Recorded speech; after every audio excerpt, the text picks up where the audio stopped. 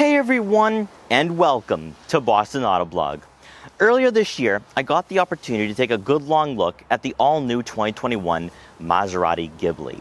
And in that video, I said to not judge a book by its cover, because from the exterior, not much has changed from prior model years. So the front fascia has got a minor cosmetic facelift, where it's a little more aggressive, and then when it comes to the rear end, the taillights have been reshaped as well to just give this vehicle a little more of an updated look. However, all the changes are for the interior and what's under the hood. Now, Maserati, specifically for the Ghibli, has never been looked at as being on par with BMW, Audi, and Mercedes-Benz. However, the last time I had taken a look at this car, I felt the interior was a lot more upscale than in prior models. It felt more refined, and that was really important. However, this time around, I'm taking a look at the all-new Ghibli Trofeo, which is powered by a twin-turbocharged V8 engine from Ferrari. And wow, did this car sound amazing. Now the real question is, has Maserati done enough for the Ghibli to make it appealing at its price point? Because I'd argue that Maserati right now is in a renaissance period, where they're giving all their current cars twin-turbo V8s from Ferrari, such as the Quattroporte, the Ghibli, and also the Levante, and that's what Maserati was all about. They had V8 powered cars about 15 years ago with the Quattroporte and the Gran Turismo, and I think 15 years later, we look at those cars as being classics and being unique. And now when we look at Maseratis, they're all V6 powered, and that's really turned off a lot of enthusiasts. But that's why I am here. I'm really excited for the Trofeo because I think that maybe in 15 years, we're going to come back to this car and say, you know what? It really is a true classic for the 2020s. So in this video, we're going to take a good long look at the Maserati Ghibli Trofeo, see how it compares to other vehicles in its price range and segment, and also see why, if you're looking for a performance luxury car that's not going to have stiff suspension, that's not going to be track focused, then maybe going with the Maserati Ghibli Trofeo might be a great decision. Now before we get in this video, I want to give a huge shout out and thank you to Boston Motorsports, Maserati and Alfa Romeo in Brighton, Massachusetts for allowing me to do this review. Their link will be in the description below, so you can check out their extensive Maserati, Alfa Romeo, and used exotic inventory. And so, without wasting any further time, let's get right in this review.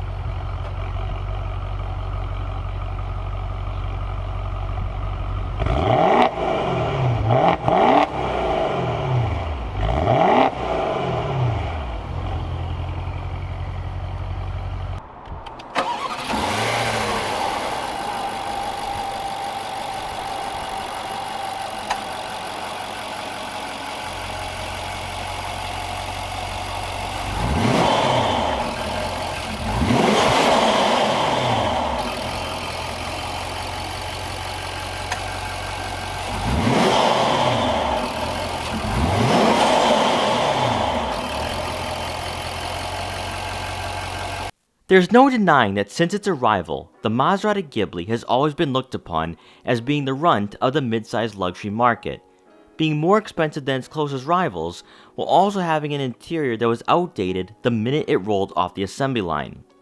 Adding to that, Maserati decided to drop a V6 under the hood, which altogether wasn't a good first impression for a manufacturer that was aiming to increase sales. As we saw earlier this year, many of the issues such as the interior layout and technology were addressed. But even better for 2021 is that Maserati is finally taking advantage of its close relationship with Ferrari by giving us an engine and overall performance that should have been offered years ago, not only for the Ghibli, but also the Levante and Quattroporte as well. It feels as though that happy days are here again for this Italian brand, but is it enough to sway consumers? Starting off with pricing, the Maserati Ghibli Trofeo comes in at just over $110,000, which puts it in the same price bracket as the BMW M5, Mercedes-Benz E63, and Audi RS7. Contrary to popular belief, the Ghibli is not a direct competitor to the 3 Series, or its distant relative, the Alfa Romeo Giulia, despite appearing to be a luxury compact sedan, and instead its exterior dimensions are almost identical to a 5 Series, which is a good size, as it doesn't feel massive or boat-like, but certainly not as small when it comes to the interior as an Audi A4. Where Maserati has always been successful is with designing grand tours, and when looking at the refreshed exterior and far more upscale interior compared to prior model years, you get the sense that you're experiencing a modern iteration of what the Quattroporte was back in the late 2000s. Mentioned during the intro of this video, the Ghibli received a facelift for the 2021 model year, and while you'd have to look real close to notice some of the changes, the lower portion of the front bumper has been reshaped for an aggressive appearance with enhanced air intakes. The Trofeo will also come with a unique front grille design to help differentiate it from standard models, but it will be the addition of hood vents that gives away the identity of this car. Despite its athletic bylines and angles, the Ghibli Trofeo still retains its Italian DNA by being a bit more reserved and well-dressed, while having the capability to perform like a sports car but blend in with its surroundings to fly below the radar. Moving over to the side profile, our model is sitting on the standard 21-inch wheels that really stand out on this Ghibli, with a little help from the red painted brake calipers. By opting for the $2,500 exterior carbon pack, you'll have power folding carbon fiber side mirrors with turn signal indicators to go along with blind spot detection for added safety. But you'll also have carbon trim for the B-pillars as well for a sportier look. Letting you know this Ghibli is a Trofeo, there will be red painted accents for the side air vents, and obviously the badging to help designate this model. Then coming around to the back, a minor cosmetic feature that becomes far more apparent the longer you stare at this car is the larger C-pillars, which technically wouldn't be considered a sportback design. However, it's a nice throwback to Grand Tours 15 years ago. The traditional styling is what makes the Ghibli stand out in this market, but also for 2021 is the redesigned taillights that give the sedan a more memorable road presence. For the power-hungry drivers, the quad exhaust tips and carbon fiber rear diffuser lets you know this isn't your average Ghibli, and if the refreshed exterior hasn't got you excited yet, then you're probably going to like the performance this car has. Under the hood, the Maserati Ghibli Trofeo is powered by a 3.8-liter twin-turbocharged V8 engine that puts out 580 horsepower and 538 pound-feet of torque, and is paired with a ZF 8-speed automatic transmission. As we'll discuss during the test drive, straight-line accelerations are pretty linear, rather than giving you an initial jolt that we normally experience with performance cars with higher torque figures. With the ZF 8-speed, gear shifts are crisp and smooth, which not only makes driving aggressive more fun, but also pairs well with Maserati's luxury and sophisticated nature. If having a V8 wasn't enough, the Ghibli Trofeo comes standard with rear-wheel drive, making this sedan one of the last to offer this duo in this segment.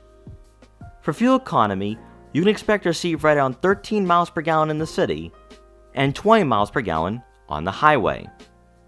Stepping inside, you get power-adjustable heated leather seats, for both the driver and passenger. with the driver's side being 2-position memory for added convenience. One thing to keep in mind with the interior is that Maserati is still going to present buyers with a premium luxury driving environment, rather than being performance-oriented with aggressively bolstered seats and a fighter jet-like cockpit. The Ghibli Trofeo isn't going to feel like an M5 or E63, and instead it has its own unique style and feel that gives this luxury sedan a sense of individuality. In front of you, between the analog gauges, there will be a digital display, and basically this is the same exact dashboard layout and design we saw earlier this year when we took an in-depth look at the 2021 Ghibli SQ4. The major difference is the optional carbon fiber paddle shifters that matches up with the rest of the carbon trim, both for the interior and exterior. Adding a classy vibe to the cabin is Alcantara headliner to once again emphasize an upscale and plush experience every time you get behind the wheel. Now moving over to the infotainment system, since I've already gone over the user interface for the Maserati Ghibli earlier this year, I do want to correct myself and say that this is not a unique system for Maserati. In fact, this is the exact same user interface that we are going to find in new Jeep products moving forward. And I really thought that this was unique just because it looks amazing. The resolution, the quality, and the responsiveness is what you expect from German brands and other European manufacturers in this price range. And I was like, this is no way this is a Uconnect system. But this is the new generation user interface for the FCA products, or whatever is left of the FCA now that Peugeot is owning these brands now. But I love the layout, very cleanly designed. Now, there are no physical buttons for the user interface. However, it's very easy to adapt to and get used to. And I love the fact that we also have a full navigation system. We have a nice high-quality sound system with the Harman Kardon audio system here. And then, of course, we also have additional camera angles to help park this vehicle in tight spots. It just really adds to the quality factor for this vehicle, and it's definitely a major step up compared to prior model years. Now, as you work your way down towards the center console, consumers who love analog layouts are going to love the physical button for the dual zone climate control, front and rear defrosters, and AC. And then for the center console itself, you will have a row of buttons next to the gear shifter, and this will be for your traction control, auto start stop, and then of course your suspension. And one thing I want to point out here is your sport and Corsa mode. So you press this button once for sport, and then to unlock Corsa you have to press and hold, and that will give you the best performance. And then behind the gear shifter you are going to find 2 rotary dials and a small touchpad. This will control your radio, also your tuning and volume as well. So that's great to see, so you're not touching the screen while you're listening to your favorite music. Then above will be a power moonroof to let in a lot of natural light to the interior, and also on a more spirited drive during the summer, just open that up and have the nice cool breeze enter the cabin. Then for the second row seats, of course, we've already gone over the seating situation, and legroom, of course, is somewhere around my head, around 5'5". So if you're looking for more of an in-depth look at the Maserati Ghibli, I will leave the link in the description below for that video so you can check out the interior to a more extensive degree. But I do want to just show you guys that we do have 2-level heated outboard seats, also your rear shade buttons so you can lift and lower that. And then, of course, you will have a center armrest with 2 cup holders to go along with a storage compartment for a smartphone. Now, taking a look at rear cargo space, you're going to receive right around 17.7 cubic feet of rear cargo room. We've already gone over this before. However, I did not show you guys how much I can fit back here with my camera gear. So 17.7 is going to be close to what you'd expect with subcompact crossovers, and it's very deep. So I have a camera bag all the way back. So just going to put it up front just to show you guys. And also I have my gimbal and another camera bag, and I have plenty of room left for groceries and smaller items. This car is actually really practical, and one thing I want to point out here is that now with the V8, this car is really a grand tourer. That's what it is. When you look at the rear seating situation, where you really can only fit 2 people in the back, you have that very aggressive center hump. Then when you look at the cargo space and the practicality, and then when we had that performance, this is a true grand tour, and that's why I say this car is actually really unique. Alright, so let's take the Maserati Ghibli Trofeo out for a test ride to see how it performs, how it handles, how it drives, and how it compares to other cars in this segment, but also if this is a throwback to what Maserati was all about back in the mid to late 2000s. Let's get that cold start up. What's really interesting here though is that you really don't hear the engine or exhaust note that much in this car. It's actually very well insulated. So if you want more audio pumped in, I would recommend a louder exhaust. But I think for the type of person who's gonna buy a Maserati Ghibli Trofeo, mostly gonna like the quieter cabin for sure. So let's start off in sport mode, and then we'll see about Corsa later on.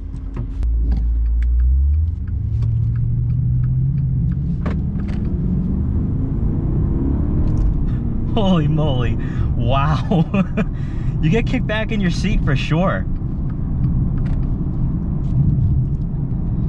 Now, a lot of people have been saying that the Ghibli Trofeo feels like an S-Class or a 7 Series, and I'm not understanding where they're coming from because this car doesn't feel that big. They talk about how it feels big, but I think it really comes down to the fact that you feel the weight for sure in cornering. This isn't a very nimble car, and I don't think that's what the Ghibli is all about. It's supposed to be luxurious, it's supposed to be a powerful car, but it's not supposed to be a direct competitor to a BMW M5 or Mercedes-Benz E-Class.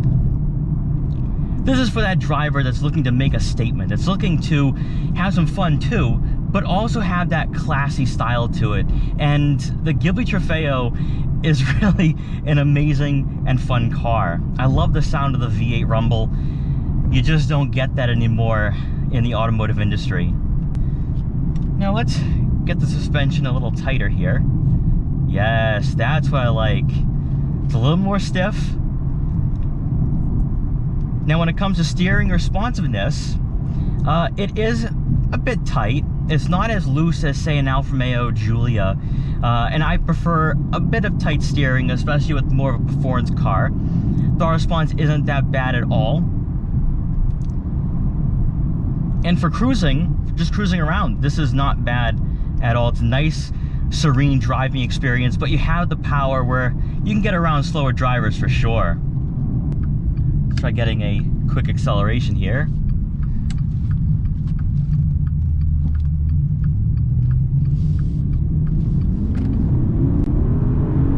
Holy moly! Wow!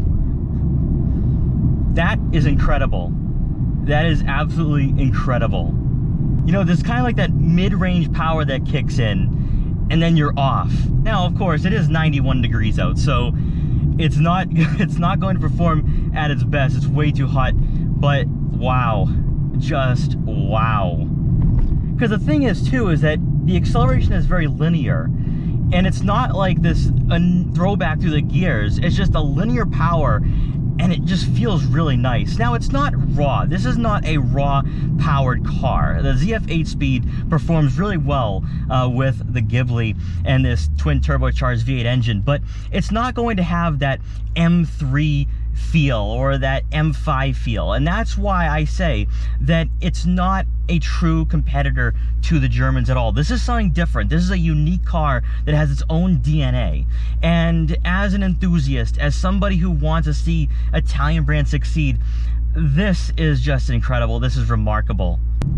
Now, when it comes to front vision, you do have plenty of it. A-pillars are not that aggressive at all. You do have some pretty big side mirrors, so I can see what's in my blind spot. Also, of course, I do have blind spot detection, so I can see quite a lot in front of me. But to be brutally honest, though, this car really is a grand tour. And that's what Maserati was all about. You think about the Quattroporte back in 06, 07, and the Gran Turismo. That's what Maserati does well. They build grand tours better than, I'd say, their competitors. I mean, some people say, oh, Bentley and Rolls-Royce, and I get that. But Maserati, in their price point, they have done an amazing job with their cars, especially back in the late 2000s. Those were pretty amazing cars. Now, a lot of people say the Ghibli is a very heavy car, and I would agree. It's not the most nimble, it's not the most agile. However, in straight line performance, in just driving it around town, it doesn't feel heavy. It doesn't seem as big as people are making it out to be, because a lot of people are saying this is reminding them of an S-Class. What S-Class have they been driving? Because the new S-Classes are huge. They're ginormous. Even the BMW 7 Series, that's a boat. This doesn't feel like a boat at all. I don't know what generation those guys are driving, but this feels more like a 5 Series. It does feel like the 540i in terms of size, not in terms of performance, but in terms of size, it feels like a 5 Series. And this is really the perfect balance of a luxury vehicle, in my opinion. I like cars of this size. Not a huge fan of compact luxury sedans. I like the mid-size. This is just perfect. Let's see if I can roll down the window here and see if I can get some sound in.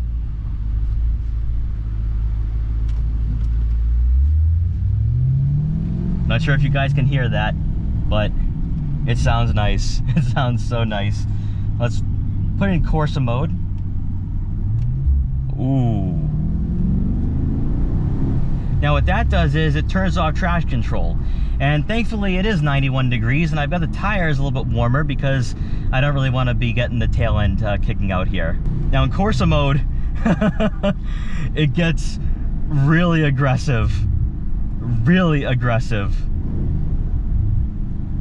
Oh my gosh. This is where it comes to life.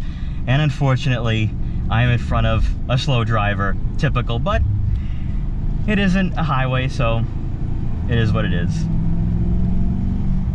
I don't know if you guys can hear that V8, but it sounds good. It sounds so good. Oh my gosh.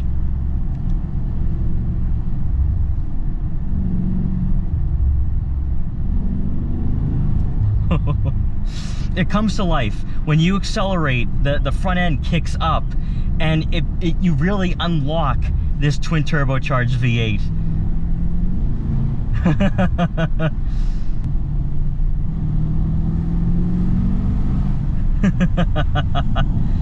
Now braking feel, it's good. It's not mushy at all. Responds really well. Very nice. Oh man. And see, the thing is too, is that the interior of the Ghibli, it has this analog layout because you have the analog gauges, but you still have the technology here to work with here. It's a nice blend of what cars used to be 10, 15 years ago, while also being a car of the present. This is so nice. Yep. The ZF 8-speed becomes more aggressive as well. See, I think Corsa mode, I think you're gonna be in this mode all the time if you're a car enthusiast. Now let's take this corner at a decent speed. So, tugging the road at 4 miles an hour. Now, I do have to say though, is that I don't think I'd be very confident taking sharper corners at a higher speed. So, again, this is not a track car. It's not something you're gonna be throwing around in the corners, but I do think though, that if you're going on a road trip or a longer drive, say you live in the Boston area, you're going up to the White Mountains or the Green Mountains in New Hampshire and Vermont, and you wanna go fall foliage or leaf peeking, this is the car you want to do it in, because on those mountain roads, I think you're gonna really have a lot of fun with this car. But then also in city driving, I mean, I'm getting quite a lot of stares with the V8 Rumble here. And the Ghibli wouldn't have gotten that type of attention back in the day. But I have to say this though, I think that had Maserati come out with the twin turbocharged V8 for the Ghibli and the Levante from the get-go, that these two cars would be a lot more popular than they really are in 2021. Because I really think that it was a detriment to Maserati to put a V6 under the hood of this car. I think that Maserati deserves, or Maseratis in general, deserve to have V8s. That's what they are designed for. Now, I'm interested in seeing what they do for the electrification and the hybrid technology, but I really want to see more V8s before the end of this decade. I want to experience Maseratis with a V8. I gotta be honest too here, I'm getting a lot of respect from my fellow drivers on these Boston roads here, giving me thumbs up. See, I think this is what Maserati is all about. They're great at making grand tours. They're not great at building 3 Series competitors. I wouldn't even say they're great at building 5 Series competitors. They're grand tours. That's what people buy these cars for the experience, for the plush interiors, for the great driving dynamics. That's what it's all about. This is going back to their roots. And as a Maserati Gran Turismo fan, I love this. I'm feeling connected to this car. This is what a Maserati is supposed to be. And man, I'm so glad I've been given this opportunity. Once again, huge thank you to Boston Motorsports for giving me this opportunity, just because this is just phenomenal. It's a stark difference from what I have been reviewing as of late on the channel. So it's always great to review a special car. So at the end of the day, what are my final thoughts for the Maserati Ghibli Trofeo? Well, to be honest, I think this is a throwback to what Grand Tours used to be in the mid to late 2000s, because we don't see this anymore, where you have a car that really emphasizes luxury over performance while still having a twin turbocharged V8 engine.